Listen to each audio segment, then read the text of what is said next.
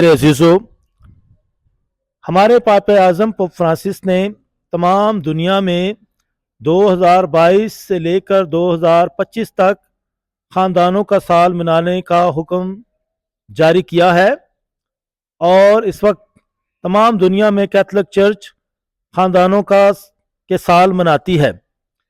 ہمارے ملک پاکستان میں ہمارے فضیلت مآب arch bishop doctor Joseph Arshad نے بھی اسلام آباد راولپنڈی ڈائسس میں 2023 خاندانوں کا سال قرار دیا ہے، اور اس وقت تمام خاندانوں کا سال منایا جا رہا ہے۔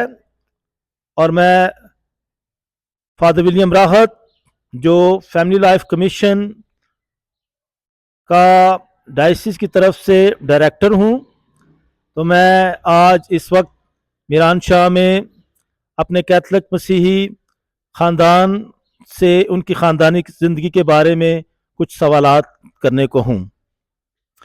اس وقت میرے ساتھ ہمارے بھائی شمعون جو ہیں، جن کا تعلق جو ہے وہ نارووال سے ہے، وہ نارووال سے یہاں آئے اور یہاں میران شاہ میں انہوں نے شادی کی، اور اب میں ان سے پوچھنا چاہتا ہوں کہ ان کی شادی کو کتنے سال ہو چکے ہیں۔ تو میرے بھائی آپ بتائیں کہ کتنے سال ہو چکے ہیں؟ جی ہماری شادی کو 30 سال ہو گئے۔ ان کی شادی کو 30 سال ہو چکے ہیں، اور وہ بتانا چاہیں گے کہ کس طریقے سے انہوں نے شادی کے یہ سال گزارے ہیں۔ تو میں ان کی وائف سے پوچھوں گا کہ ان کے شادی کے یہ 30 سال کیسے گزرے ہیں۔ جی ہماری شادی کے 30 سال بہت اچھے سے گزرے ہیں۔ میں خداوند سے دعا کرتی ہوں جیسے ہمارے گزرے سب کے گزرے۔ ہم بہت خوش ہیں اپنی زندگی میں۔ جی ہم بہت خوش ہیں، اللہ تعالیٰ سب کو اس طرح کے خاندان مہیا کرے، زندگی مہیا کرے، اور خاندانی بیس پر میاں بیوی کے درمیان جو ہے نا، اچھا، اور خداوند خداوند نے ہمیں بیٹے بیٹیوں سے نوازا ہے۔ ہم لوگ دادی دادا نانی نانا بن چکے ہیں۔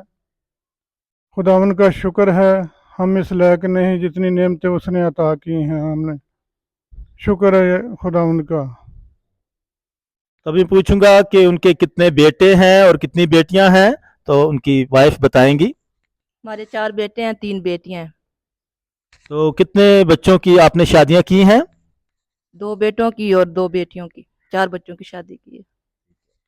تو ابھی آپ کے کتنے بچے جو ہیں ان کی شادیاں ہونے والی ہیں، وہ ان کی تعداد بتائیں۔ 3، 1 بیٹی 2 بیٹے۔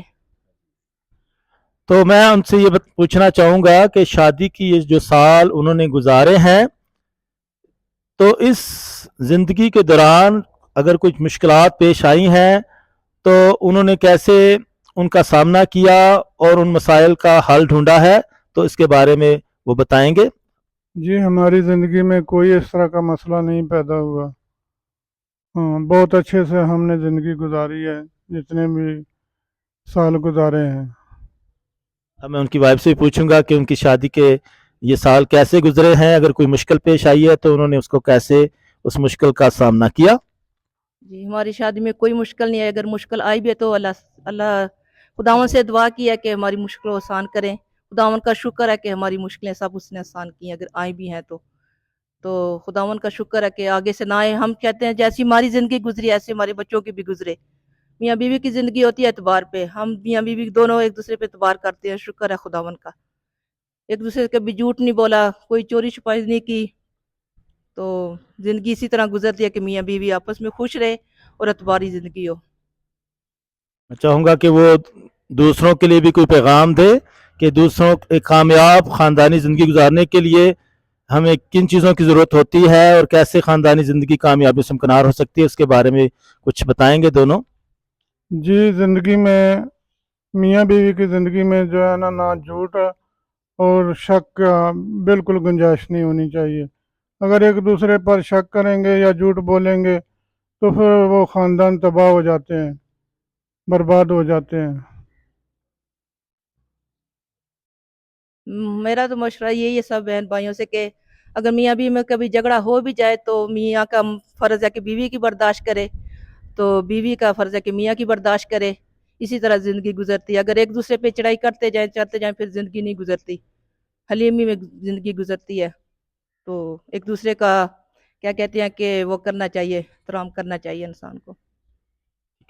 आपने बहुत खूबसूरत बताया है कि शादी की ज़िंदगी जो है उसमें एक दूसरे का एहतराम करना, एक दूसरे का ख्याल रखना, और फिर इस तरह ख़ानदानी ज़िंदगी कामयाबियों से हमकनार हो सकती है। और शादी की ज़िंदगी चूँकि खुदा का तोहफ़ा भी है और खुदा का मंसूबा भी है, इसलिए इस शादी की ज़िंदगी में खुदा को नहीं भूलना, ईमान से भरपूर ज़िंदगी बसर करना और मिलजुल कर ख़ानदानी ज़िंदगी को जो है गुजारना होता है। तो इसके बारे में भी मैं उनसे पूछना चाहूँगा, उसके बारे में वो क्या ख्याल है उनका। जी, हम कैथलिक से तल्लुक़ रखते हैं, चर्च से, तो ईमान में मजबूती होनी चाहिए, पक्का ईमान होना चाहिए, क्योंकि जिसका ईमान इधर उधर जाता है वो ज़िंदगियाँ बर्बाद हो जाती हैं, कभी इधर कभी उधर। जी, मैं यही कहना चाहूँगा बस। क्योंकि इनके बच्चे जो हैं चर्च में काफ़ी खिदमत सर अंजाम देते हैं, तो ये उन्होंने बच्चों में ये सारा शौक जज्बा कैसे पैदा किया, इसके बारे में भी उनसे पूछना चाहता हूँ।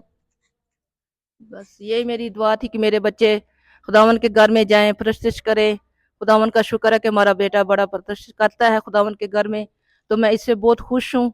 एक दिन वो चर्च में गा रहा था कि मैं उसके लिए मैं इतनी दुआ मांगी, मैंने अपनी माँ से कहा कि माँ मेरे बच्चे को इतनी हिम्मत दे कि ये गीत गाए, शर्मिंदा ना होने पाए, इस पर अपना बरकत वाला हाथ बढ़ाए। वैसे हुआ, जो मेरे बेटे को गीत नहीं आता था वो भी उस दिन उसको आ गया। बाद में घर जाके कहता है माँ मैंने ये गीत पहली दफ़ा गाया है।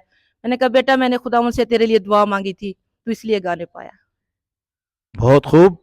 क्योंकि ये खुद भी चर्च के बहुत करीब रहते हैं और मियाँ बीवी चर्च की बहुत खिदमत करते हैं, और इन्हीं के नमूने को देखते हुए उनके बच्चे भी जो हैं चर्च में ढेरों खिदमत सर अंजाम देते हैं, और हम उनके लिए दुआ करते हैं कि खुदावंद उनको इसी तरह कायम दायम रखे, उनकी ख़ानदानी ज़िंदगी को बरकत दे, उन्हें कामयाब से हमकिनार करे, और उनके बच्चों को भी फजल बख्शे, ताकि इसी तरीके से अपने बड़ों से सीखते हुए अपनी खिदमत खुदावंद के ज़ोर पेश करते रहें। खुदावंद इनको और इनके ख़ानदानों को कसरत से बरकत दे।